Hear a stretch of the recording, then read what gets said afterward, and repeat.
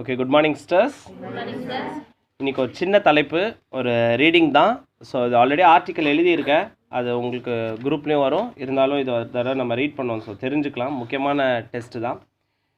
இதயம் சார்ந்த பரிசோதனைகள். நம்ம ஹார்ட்டில் யார் இருக்கா அப்படி கிடையாது. ஹார்ட் எப்படி இருக்குது, ஹார்ட் நல்லா இருக்கா, ஹார்ட் நல்லா இயங்கிக்கிட்டு இருக்கா, ஹார்ட்டை எப்படியெல்லாம் செக் செய்து ஹார்ட்டோடைய வல்லமை, ஹார்ட் எவ்வளோ ஸ்ட்ராங்காக இருக்குது. யாராவது கேட்குறாங்களே, நல்ல கனமான இதயம் படைத்தவர்கள் மட்டும் இந்த காட்சியை பார்க்கும் அப்படின்னு சொல்லிட்டு ஒரு பெரிய வீடியோ ஃபோட்டோலாம் போடுவாங்க இல்லையா. ஸோ நம்மளுடைய இதயம் வந்து கனமாக இருக்குதா, வலுவாக இருக்கா அப்படிங்கிறது பார்க்குறத பற்றின டெஸ்ட்டு தான். ஸோ அதை அப்படியே ரீட் பண்ணுறேன். இதயம் சார்ந்த பரிசோதனைகள் முன்னுரை. நம்ம அம்மா வயிற்றில் இருக்கும் 7ஆம் வாரத்திலிருந்து 7th வீக், 7வது வாரம்னா 7th வீக் 49th டேலேருந்து நம் இதயம் துடிக்கிறது. இதயம் இரத்த குழாயில் அடைப்பு ஏற்படுவது இயல்பு. இதயத்தில் இருக்கக்கூடிய இரத்த குழாய்களில் அடைப்பு ஏற்படுவது இயல்பு. கருவறை முதல் கல்லறை வரை, கருவறை முதல் கல்லறை வரை, இங்கிலீஷில் அது ரொம்ப ஃபேமஸாக சொல்லுவாங்க, ஊம்பு டு டூம். ஊம்புனா கல்லறைன்னு அர்த்தம், கருவறை. ஊம்னா கருவறை, டூம்னா சமாதி, கல்லறை வரை. இதனை அத்திரோஸ்க்ளீரோசிஸ் என்பர். நாம் பொதுவாக இதயத்திற்கு செய்யும் பரிசோதனைகள். என்னென்ன பரிசோதனைகள் பண்ணுறோம்?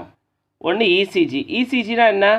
மின் பாய்ச்சல் சரிபார்த்தல். இதயத்திற்குடைய கரண்ட், எலக்ட்ரிசிட்டி கரெக்டாக இருக்கான்னு பார்க்குறது. எக்கோ, ரத்தம் தள்ளும் பலு சரிபார்த்தல். இதயம் வந்து ரத்தத்தை தள்ளுது இல்லையா, மோட்ரு மாதிரி புஷ் தள்ளுது. அந்த மோட்ரு வந்து நல்ல ஃபங்க்ஷனிங்காக இருக்கா, அதோடைய தசைகள் நல்லா பலமாக இருக்கா அப்படிங்கிறத பார்க்குறது. டிஎம்டியோட full form treadmill test. Treadmill டெஸ்ட்னால் என்னென்னா, இதயத்தின் உறுதி சரிபார்த்தல். அதாவது ஒரு என்னைக்காவது நமக்கு யாராவது நம்மளுடைய எதிரி துரத்துனாலோ இல்லை ஏதாவது ஒரு மிருகம் நம்மளை துரத்துனா, அன்றைக்கி நம்ம ஓடும்போது மாரடைப்பு ஏற்படாமல் இருக்குமா அப்படின்றது பார்க்குறது தான் ட்ரெட்மில் டெஸ்ட்டு. ஸோ இதை பொதுவாக எப்படி பண்ணுவாங்கன்னா, ஒரு ட்ரெட்மில்னால் ஆன் த ஸ்பாட் ரன்னிங். ஒரு மிஷின் மேலே நம்ம ஓட விட்டு இசிஜியை கனெக்ட் பண்ணிவிட்டு, நம்ம ரொம்ப கடினமான சுச்சுவேஷன்லாம் நம்ம இதயம் வந்து பலு தாங்குமான்னு ஒரு ஆசிட் டெஸ்ட், ஒரு ட்ரில் மாதிரி அது ஒரு டெஸ்ட்டு.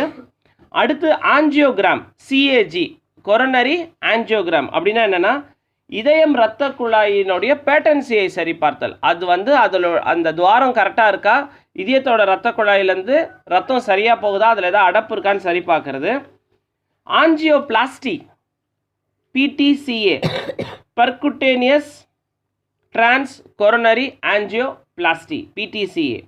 அதாவது கையினுடைய ரேடியல் ஆர்ட்ரி மூலமாகவோ தொடையில் இருக்கிற ஃபெமோரல் ஆர்ட்ரி மூலமாகவோ ஒரு கேனுலா, ஒரு கெத்தீட்டரை இன்சர்ட் பண்ணிவிட்டு இரத்த குழாய்கள் ஏதாவது அடப்பு இருந்ததுன்னா நம்ம வந்து க்ளீன் பண்ணுறது.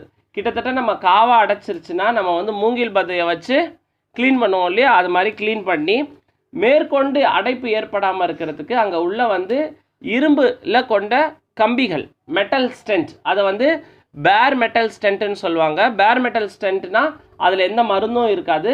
ட்ரக் எலுடட் ஸ்டென்ட்னா அந்த பேர் மெட்டல் மேலேயே கொஞ்சம் மருந்தை செலுத்தி வச்சாக்கா அதில் வந்து அடைப்பு ஏற்படாமல் இருக்கிறதுக்கு. ஸோ ஸ்டென்ட்டில் 2 வகைப்படும்.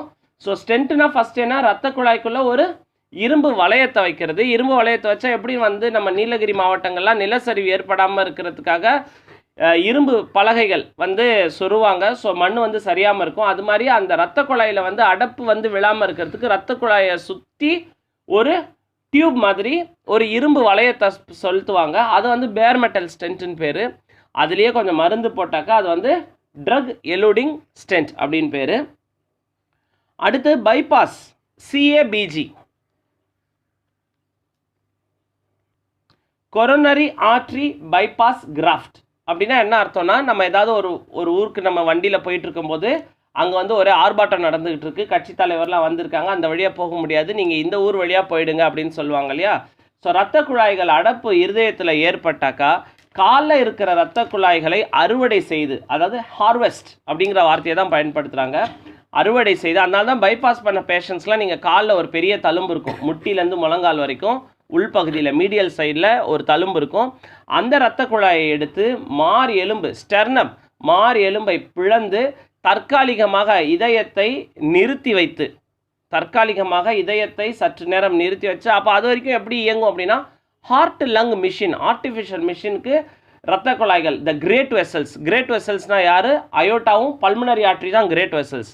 இதயத்தோடைய கிரேட் வெசல்ஸ். ஏன்னா ஏகப்பட்ட ரோடு இருந்தாலும் ஜிஎஸ்டி ரோடு ரொம்ப, அதாவது ட்ரங்க் ரோடுனா ரொம்ப ஃபேமஸ் இல்லையா? நம்ம NH45, NH4, NH50 அப்படின்னு சொல்லுவோம். அது மாதிரி கிரேட் வெசல்ஸ் அப்படின்னா அயோட்டாவும் பல்மனரி ஆர்ட்ரியையும் தற்காலிகமாக ஒரு மிஷினில் கனெக்ட் செய்து வைத்து அந்த இதயத்தில் இருக்க அடைப்பு ஏற்பட்ட இரத்த குழாய்களை விட்டு அடைப்பு இல்லாத பகுதியை ஒன்று புதிதாக ஏற்படுத்தி ரத்தம் அது வழியாக பாய செய்தல். ஸோ இதுதான் வந்து பைபாஸ். அப்போ அவங்களுக்கு 3 இடத்துல தழும்பு பார்க்கலாம். 2 காலையும் மீடியல் சைடில் முட்டியிலேருந்து முழங்கால் வரைக்கும் தழும்பை பார்க்கலாம். மார் எலும்பில் ஒரு தழும்பை பார்க்கலாம். ஸோ இது பேர் வந்து பைபாஸ். இறுதியாக இரத்த பரிசோதனை, ட்ராப்டி டெஸ்ட். வார்டில் இருக்கிற சிஸ்டர்ஸ்க்கு, ஹோம் விசிட் போகிற சிஸ்டர்ஸ், கேப்டன் சிஸ்டர்ஸ்க்கு தெரியும். இதயத்தில் வந்து ஏதாவது பிரச்சனை ஏற்பட்டதுன்னா அது வந்து இதயம் தன்னுடைய தசையோட பலு இழக்கும் போது சில திரவியங்களை ரத்தத்தில் செலுத்தும். அந்த திரவியத்துக்கு பேர் ட்ராப்போனின் அப்படின்னு பேர். ஸோ இது வந்து என்சைம், இது பேர் வந்து என்சைம் சுரப்பி அப்படின்னு பேர். ஸோ இது ரத்தத்தில் இருக்கான்னு செக் செய்தல், சரி பார்த்தல். இது பேர் ட்ராப்டி அப்படின்னு டெஸ்ட்டு. ஸோ இப்போ வந்து இசிஜியோடைய காமன் டெர்மினாலஜிஸ், இசிஜியோட காமன் டெர்மினாலஜிஸ் இப்போ 1 by 1 பார்க்கலாம். இதய துடிப்பு வேகம், அதாவது ஹார்ட் ரேட் ஃபஸ்ட்டு நம்ம நோட் பண்ணிக்கணும். ஹார்ட் ரேட் வந்து 60லேருந்து 100 வரைக்கும் இருக்கலாம். 60க்கு கீழே இருந்தால் அது பேர் பிராடிகார்டியா, 100க்கு மேலே இருந்தால் அது பேர் டாக்கிகார்டியா. ஸோ டக்குன்னு வேகமாக அடித்தா அது டாக்கிகார்டியா. புஷ்ஷுன்னு மொல்ல அடித்தா அது பேர் பிராடிகார்டியா. ஸோ வந்து ஹார்ட் ரேட்டை மென்ஷன் பண்ணணும். 60க்கு கீழே இருந்தால் சைனஸ் பிராடிகார்டியா, 100க்கு மேலே இருந்தால் சைனஸ் டாக்கிகார்டியான்னு எழுதணும். அப்புறம் ரிதம் எழுதணும். அதோடைய அறம் போல் இருக்கும். அறம்னா சானா நம்ம வந்து மரம்லாம் அறுக்கிறோம் இல்லையா? அது வந்து இசிஜியோடைய நேரலைகள் சரியாக இடைவெளியில் இருந்ததுன்னா அது நார்மல் சைனஸ் ரிதம், சரியான இடைவெளியில் இல்லைன்னா அது நான் சைனஸ் ரிதம். ஸோ ரெண்டையும் ஷார்ட் ஃபார்மாக NSRன்னு போடக்கூடாது. நார்மல் சைனஸ் ரிதம்னா நார்மல் சைனஸ் ரிதம்னு எழுதணும், இல்லை நான் சைனஸ் ரிதம்னு எழுதணும். அடுத்து வந்து LVH அப்படிங்கிற வார்த்தையை நீங்கள் அடிக்கடி பார்ப்பீங்க. LVH அப்படின்னா என்னென்னா லெஃப்ட் வென்ட்ரிகுலர் ஹைப்பர்ட்ரோஃபி. ஹார்ட்டுக்கு வந்து 4 சேம்பர் இருக்குன்னு உங்களுக்கு தெரியும். அதில் ரத்தத்தை வெளியே தள்ளுற சேம்பர் வந்து லெஃப்ட் வென்ட்ரிக்கல்னு தெரியும். லெஃப்ட் வென்ட்ரிக்கலோட மேஜர் ஆர்ட்ரி அயோட்டா அப்படின்னு உங்களுக்கு தெரியும். அயோட்டா, ஆர்ச் ஆஃப் அயோட்டா மாதிரி thoracic aorta, abdominal aorta, common iliac artery, external iliac artery, internal iliac artery. External iliac வந்து பாப்ளிட்டியல் ஆர்ட்ரி, டார்சாலிஸ் பீடிஸ் ஆர்ட்ரியாக இறுதியாக முடிகிறது உங்களுக்கு தெரியும். ஸோ இப்போ ஒரு கான்செப்ட் நம்ம புரிஞ்சுக்கணும். இப்போது லெஃப்ட் வென்ட்ரிக்கல் நல்லா இமேஜின் பண்ணுங்கள். லெஃப்ட் வென்ட்ரிக்கல் அயோட்டா மூலமாக ரத்தத்தை வெளியே தள்ள போகுது. அப்போ அயோட்டாக்கு தள்ளும் பொழுது அயோட்டாவில் ஏதாவது அடப்பு இருந்ததுன்னா லெஃப்ட் வென்ட்ரிக்கல் என்ன பண்ணும்? கஷ்டப்பட்டு தள்ளும். ஃப்ரீயாக இருந்தால் சல்லுன்னு அந்த ரத்தத்தை தள்ளிவிடும். அடப்பு இருந்ததுன்னா அது கஷ்டப்பட்டு பண்ணும். இப்போது இன்னொரு உதாரணம் நம்ம தெரிஞ்சுக்கணும். நம்ம வெறும் கையை நீட்டி மடக்குனா அது வந்து எக்ஸசைஸ், சிம்பிள் எக்ஸசைஸ். அதுவே ஒரு பலுவோடு பண்ணால் அது ஜிம்னாசியம், அது வந்து ஜிம்மில் பண்ணுற மாதிரி நம்ம ஒரு டம்பல் வச்சு பண்ணும்போது. வெறும் கையை மடக்கி நீட்டினாக்கா நமக்கு நம்மளோட பைசப்ஸ் ட்ரைசப்ஸ் அதிகமாகாது. அதுவே நம்ம ஒரு டம்பல் வச்சு நம்ம பண்ணோம்னா நமக்கு பைசப்ஸ் ட்ரைசப்ஸ் அதிகமாகும். அப்போது இந்த பைசப்ஸ் அதிகமாகிறதுக்கு பேர் என்ன? Hyper trophy. ஹைப்பர்னா அதிகம், ட்ரோஃபினா வீங்குதல். ஸோ அதே மாதிரி தான் அயோட்டாவில் அடப்பு இருக்கும்போது லெஃப்ட் வென்ட்ரிக்கல் கஷ்டப்பட்டு அந்த ரத்தத்தை வெளியே தள்ளும்போது லெஃப்ட் வென்ட்ரிக்கல் வீங்கிக்கும். ஸோ அது வந்து நாள்பட்ட அயோட்டாவில் அடப்பு இருக்குது, இல்லை உடல் பருமன் அதிகமாக இருக்கிறதுனால லெஃப்ட் வென்ட்ரிக்கல் ஹைப்பர்ட்ரோஃபி இருக்குது. லெஃப்ட் வென்ட்ரிக்கல் ஹைப்பர்ட்ரோஃபி இருந்தாலே பெரும்பாலும் ஹைப்பர் டென்ஷனும் கூட சேர்ந்துருக்கும். ஆர்பிபினா என்ன? Right bundle branch block. Right bundle branch block, அதாவது லெஃப்ட் வென்ட்ரிக்கல் ரைட் வென்ட்ரிக்கலுக்கு தனித்தனியாக கரண்ட் போகுது. ஸோ ஹார்ட்டோட கண்டக்டிங் சிஸ்டம் உங்களுக்கு தெரியணும். ஸோ ஹார்ட்டோட கண்டக்டிங் சிஸ்டமை இப்போ தான் நம்ம பார்க்க போகிறோம். ஸோ இது வந்து லெஃப்ட் வென்ட்ரிக்கல், இப்போ நான் வரைகிறது right ventricle, right atrium, left atrium. இது வந்து ரைட் வென்ட்ரிக்கல். லெஃப்ட் வென்ட்ரிக்கல் எப்போவுமே பொதுவாகவே பெருசாக தான் இருக்கும். ஸோ அதோடைய செப்டல் திக்னஸ் பார்த்திங்கன்னா இப்படி இருக்கும். ஸோ இது வந்து ஒரு ரஃப் அண்டர்ஸ்டாண்டிங் ஆஃப் ஹார்ட்டு. இது சுப்பீரியர் வீனாக்காவா, இது இன்ஃபீரியர் வீனாக்காவா, இது வழியாக வர்றது அயோட்டா, ஸோ இது வழியாக வர்றது பல்மனரி ஆர்ட்ரி. இது வந்து right ventricle, left ventricle. Hope இது பேசிக் அண்டர்ஸ்டாண்டிங் உங்களுக்கு இருக்கணும். ஸோ இது வந்து அயோட்டாவில் அடப்பு இருந்ததுன்னா லெஃப்ட் வென்ட்ரிக்கல் வீங்கிறதுனால என்னாகும், இது வந்து லெஃப்ட் வென்ட்ரிக்கலோட ஸ்பேஸ் கம்மியாயிடும், இதோடைய அடர்த்தி அதிகமாகிடும். பொதுவாக அடர்த்தி இவ்வளோ இருக்கணும், அந்த அடர்த்தி அப்புறம் என்ன ஆகிடுது, அதிகமாகிடுது, இன்டென்சிட்டி அதிகமாகிடுது. ஸோ இது பேர் வந்து லெஃப்ட் வென்ட்ரிகுலர் ஹைப்பர்ட்ரோஃபி. ஸோ இப்போ கண்டக்டிங் சிஸ்டம், ஹார்ட்டுக்கு கரண்ட் எப்படி வருதுன்னு தெரியணும். இதுக்கு பேர் ரைட் ஏட்ரியமில் மேலே இருக்கிற எஸ்விசிக்கு பக்கத்தில் இருக்கிற இந்த நோடுக்கு பேர் எஸ்ஏ நோடு. ஸோ உங்களோட ஜுவாலஜியில் நீங்கள் படிச்சிருந்தீங்கன்னா 10th ஸ்டாண்டர்ட்லேயே வருது. அதனால் வந்து நான் வந்து பியூர் சயின்ஸ் ஸ்டூடெண்ட் இல்லை, நான் வந்து சயின்ஸ் ஸ்டூடெண்ட் இல்லை அப்படின்னு நினைக்க வேண்டாம். காமன் மேன் 10வது வரைக்கும் படிச்சிருந்தாலே இதை பற்றி நீங்கள் தெரிஞ்சிருக்கணும். ஸோ இங்கேருந்து தான் கரண்ட் துவங்குது. அடுத்து இந்த நோடுக்கு பேர் ஏவி நோடு, இதுக்கு பேர் ஏவி நோடு, இதுக்கு பேர் எஸ்ஏ நோடு. நாளைக்கு எல்லாருமே உங்களுடைய அசைன்மெண்ட்ஸில் இந்த டயக்ராமை எழுதிக்கணும். திரும்பவும் சொல்கிறேன், டயக்ராம் எழுதுறது எல்லாமே ஆப்ஷனல் தான். பட் கோவிட் வேக்சினோட பிரின்சிபல் தான் ஃபாலோ பண்ண போகிறோம். ஆப்ஷனல் தான், ஆனால் கட்டாயம். ஓகேவா? ஸோ இது வழியாக கரண்ட் பாஸ் ஆகி அப்புறம் இங்கே கரண்ட் வருது. எங்கே வருது? ரைட் வென்ட்ரிக்கலுக்கும் லெஃப்ட் வென்ட்ரிக்கலுக்கும் நடுவில் இருக்கிறது வென்ட்ரிகுலர் செப்டம். வென்ட்ரிகுலர் செப்டம் இதுக்கு பேர் பண்டல் ஆஃப் ஹிஸ். கொஞ்சம் ஞாபகம் வருதா படித்தது? Bundle of His. அதுக்கப்புறம் இது வழியாக வந்து இந்த செப்டல் வால் வழியாக வந்து இது வந்து ரைட் வென்ட்ரிக்கலில் இருக்கிற ஃபைபர்ஸ், ரைட் கண்டக்டிங் சிஸ்டம். இது லெஃப்ட் கண்டக்டிங் சிஸ்டம். சாரி, மாற்றி சொல்லியிருக்கேன். இது ரைட் கண்டக்டிங் சிஸ்டம், இது லெஃப்ட் கண்டக்டிங் சிஸ்டம். இதுக்கு பேர் பர்கைன் ஃபைபர்ஸ். பர்கிஞ்சி சொல்லக்கூடாது, பர்கைன் ஃபைபர்ஸ். ஸோ இந்த பர்கைன் ஃபைபர்ஸில் ரைட்டில் அடப்பு இருந்ததுன்னா அது பேர் ரைட் பண்டல் பிரான்ச் பிளாக்கு, லெஃப்டில் அடப்பு இருந்ததுன்னா லெஃப்ட் பண்டல் பிரான்ச் பிளாக். இப்போ உங்களுக்கு புரியும்னு நினைக்கிறேன். ஸோ எதுவுமே நமக்கு தெளிவு இல்லாத வரைக்கும் புரியாத மாதிரியே இருக்கும். ஆர்பிபினா என்ன, லெஃப்ட் பிபினா என்ன. ஸோ இதை பொறுத்து இந்த கண்டக்டிங் சிஸ்டமில் எங்கெல்லாம் பிளாக் இருக்குதோ அதை இப்போ ஒருவேளை இங்கேயே பிளாக் வந்ததுன்னா இது வந்து கம்ப்ளீட் ஹார்ட் பிளாக். இங்கே பிளாக் வந்தால் இன்கம்ப்ளீட் ஹார்ட் பிளாக். இங்கே வந்ததுன்னா ரைட் பண்டல் பிரான்ச் பிளாக், இங்கே வந்ததுன்னா left bundle branch block. So block மேலே போக போக ஹார்ட் ரேட் குறைஞ்சிக்கிட்டே இருக்கும். So right bundle branch block, left bundle branch block almost heart rate 60 to 100 தான் இருக்கும். ஆனால் இந்த complete heart block, incomplete heart பிளாக்ல ஹார்ட்டோட ரேட்டு 60க்கும் கீழே போகிறதுக்கான வாய்ப்புகள் நிறைய இருக்குது. ஸோ இசிஜி எடுக்க போயிருக்காங்க சிஸ்டர்ஸ் நமக்கு எக்ஸ்பிளைன் பண்ணுறதுக்காக. அது வரைக்கும் நம்ம ஹார்ட் எப்படி வரைகிறதுன்னு பார்க்கலாம். ஃபஸ்ட்டு இப்படி ஒன்று வரைஞ்சிக்கணும். இது ரைட் ஏட்ரியம், இது லெஃப்ட் ஏட்ரியம். ஸோ ரேபிட்டோட 2 காது மாதிரி வரைஞ்சிக்கணும். அதுக்கப்புறம் இதுக்கு வால்வ், இது பேர் வந்து ரைட் ஏட்ரியோ வென்ட்ரிகுலர் வால்வ், இது லெஃப்ட் ஏட்ரியோ வென்ட்ரிகுலர் வால்வ். இது வந்து 3 இருக்கும் இதில். ஸோ இது ட்ரைகாஸ்பிட் வால்வ் ரைட்டில் இருக்கிறது, லெஃப்ட் ஏட்ரியம். இது வந்து பைகாஸ்பிட் வால்வ். இதுக்கு மட்டும் ஒரு ஸ்பெஷல் நேம் இருக்குது. இதுக்கு பேர் வந்து மைட்ரல் வால்வ் அப்படின்னு பேர், மைட்ரல் வால்வ்னு பேர். இது வந்து பைகாஸ்பிட். பைனா 2, கஸ்ப்னா வால்வ், பைகாஸ்பிடு. இது வந்து ட்ரைகாஸ்பிட் வால்வ். ஸோ அடிப்படையில் எப்போவுமே மிஸ் பண்ணவே கூடாது. ஸோ ரைட் வென்ட்ரிக்கல் வரையும் போது சின்னதாக தான் வரையணும், எப்போவுமே சின்னதாக வரையணும். லெஃப்ட் வென்ட்ரிக்கல் சற்று கொஞ்சம் பெருசாக வரையணும். ஏன்னா லெஃப்ட் வென்ட்ரிக்கல் இயல்பாகவே ரைட் வென்ட்ரிக்கலை விட கொஞ்சம் பெருசு. ஸோ அதோடைய செப்டம் ஃபஸ்ட்டு வரைஞ்சிடணும். செப்டம்னா அதோடைய வால், இதோடைய வால் கொஞ்சம் பெருசாக வரையணும். அதுக்கப்புறம் இதில் இருக்கிற தசைகள் எல்லாமே இந்த வால்வில் போய் பிடிச்சிக்கும் போயிட்டு. ஸோ இதுக்கு பேர் வந்து பாப்பிலரி மசில்ஸ். பாப்பிலா அப்படின்னா லீஃப்னு அர்த்தம். பாப்பிலானா கிரேக்க மொழியில் லீஃப்னா இலைகள். ஸோ இலைகளை போல் இருக்கும், பாப்பிலரி மசில்ஸ் அப்படின்னு பேர். அப்புறம் ரைட் ஏட்ரியம்க்கு 2 இன்புட். இது சுப்பீரியர் வீனா காவா, இது இன்ஃபீரியர் வீனா காவா. தெரிஞ்சுக்கலாமா?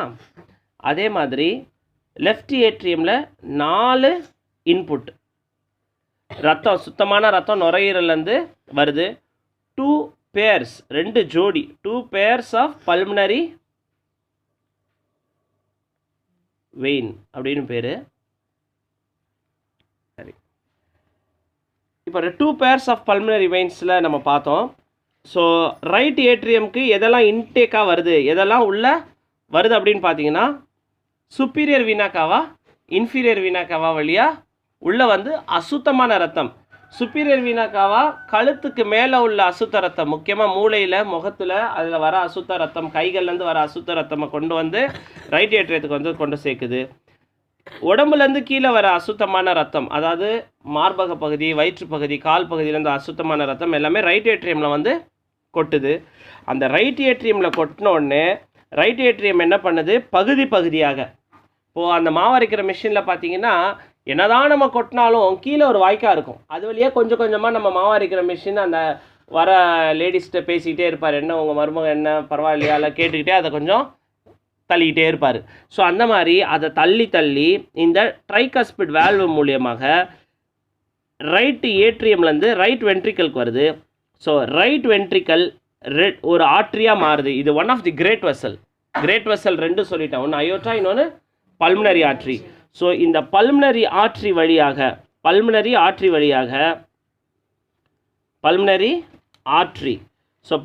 ஆர்ட்ரி என்னவா மாறுது, 2ஆக அப்படி பிரிஞ்சு right pulmonary artery left pulmonary ஆர்ட்ரியாக போய் எங்கே போய் சேருது, நம்மளுடைய லங்ஸு கொண்டு போய் சேருது. ஸோ லங்ஸ்க்கு போயிட்டு சுத்தம் பண்ண போகுது. சுத்தமான அந்த ரத்தம் பல்மனரி வெயின் மூலியமாக 2 ஜோடிகள். ஸோ இது மிஸ்ஸே பண்ணக்கூடாது. ஸோ பல்மனரி ஆர்ட்ரி பேர் ஆர்ட்ரி, ஆனால் கொண்டு போகிற ரத்தம் என்னது, சுத்தமான ரத்தமா அசுத்தமான ரத்தமா, அசுத்தமான ரத்தம்.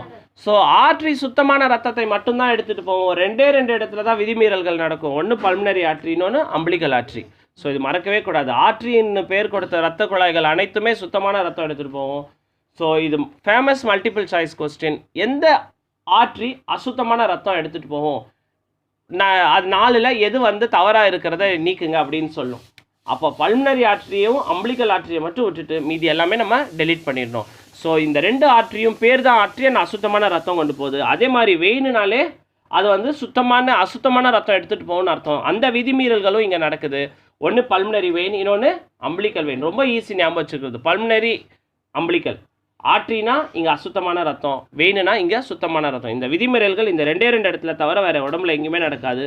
ஸோ அந்த சுத்தமான ரத்தம் லெஃப்ட் ஏட்ரியத்துக்குள்ளே வந்த உடனே அதையும் பகுதி பகுதியாக மைட்ரல் வேல்வ் மூலமாக லெஃப்ட் வென்ட்ரிக்கலுக்கு தள்ளி, லெஃப்ட் வென்ட்ரிக்கல் ஒரு பெரிய இரத்த குழாய் வழியாக அயோட்டா மூலமாக ஆர்ச் ஆஃப் அயோட்டாவாக மாறி, ஆர்ச் ஆஃப் அயோட்டா எதுக்குன்னா தலைக்கு ரத்தம் போகிறதுக்கு, தலை மூலப்பகுதிக்கு போயிட்டு அதுக்கப்புறம் டிசெண்டிங் அயோட்டாவாக மாறி அப்டாமினல் அயோட்டாவாக வருது. ஸோ இந்த வெசலுக்கு பேர் அயோட்டா.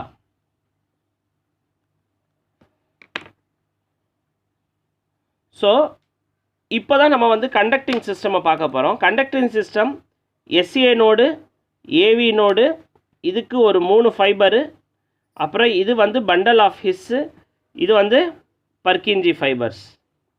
எஸ்ஏ நோடு, ஸோ இது SA node full form sino atrial node. இது AV node, atrio ventricular node. இது பண்டல் ஆஃப் ஹிஸ், இது பேர் பர்கைன் ஃபைபர்ஸ்.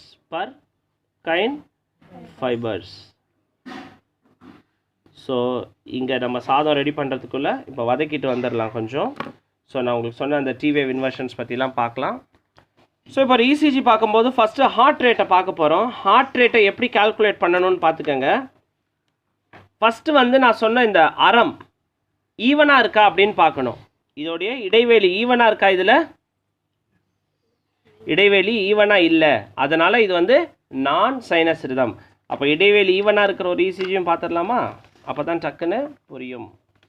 ஸோ இதில் இடைவெளி ஈவனாக இருக்குது. ஸோ இது பேர் sinus rhythm, normal sinus rhythm. இதுக்கு பேர் நான் சைனஸ் ரிதம். ஓகேவா, கூட சொல்லி பழகுங்க, அப்போ தான் உங்களுக்கு புரியும் நான் சைனஸ் ரிதம்.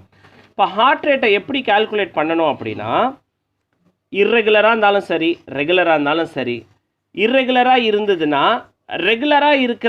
இர்ரெகுலராக இருந்தால் கூட எங்கே ரொம்ப ரெகுலராக இருக்கோ அந்த 2 பல்லுக்கு இடையில் எத்தனை பிக் ஸ்கொயர்ஸ் இருக்குன்னு பார்க்கணும். ஸோ இதில் கொஞ்சம் எடுத்து பார்க்கலாம், கொஞ்சம் இன்னும் கிளியராக இருக்கும். ஸோ எத்தனை பிக் ஸ்கொயர்ஸ் இருக்குது?